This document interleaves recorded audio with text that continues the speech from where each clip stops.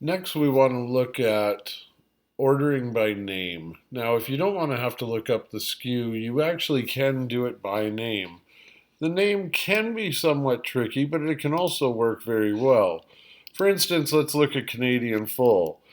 It's fuzzy logic, so that means I'd only have to put in a few letters. If I start and put in Canadian, you'll see that like Canadian Classic comes up and all this.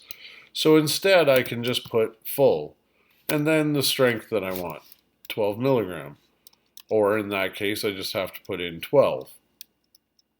Um, this works really good. Let's say if you want banana frost, you can just put in frost and then a space and your strength being 0 milligram. And there's the three options that it comes in. Sometimes if you look at, there's only a few flavors that are like this, but let's say you look at apple tobacco, which is fine if you want apple tobacco. But what if you want apple wood tobacco? You're going to have to actually put in the W so that it knows that you want apple wood. The funny thing is, you actually could do just the last few letters being the LEW of LEW here, and then a space, an 18 milligram, let's say. So while this may seem confusing at first, you'll learn real quick, what it is you want to put. We actually tested this with just various people just trying to stump them, and they were able to come up with the term that's going to differentiate which flavor it is they want. I guess one more, let's see, would be Canadian Winter, so I could just put in Win and say 24 milligram. And there it is.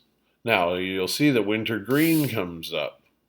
So what I could do is I could add can to that because Wintergreen doesn't have the can from the Canadian. And then I would choose set my quantity and click add.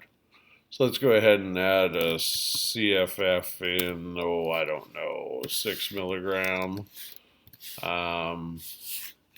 You'll notice there I was not able to put 0.6 like we do in the number way. I could only put 6 milligram. If I put 0.6, it won't show because there is no 0 in the actual name. And then we select what we want.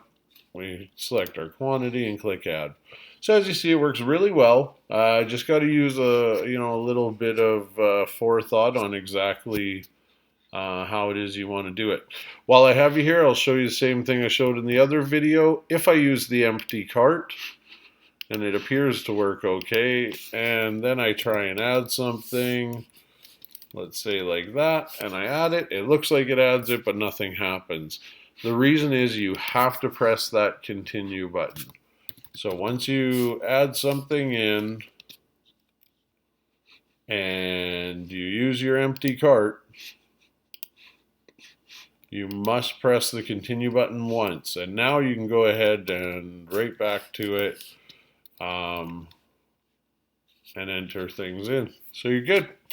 So hopefully this kind of gets you guys through this little bit of a learning curve. I honestly think that if you spend a minute or two with it, you'll find that this little search box is going to do the job for you. So, all right, thanks a lot.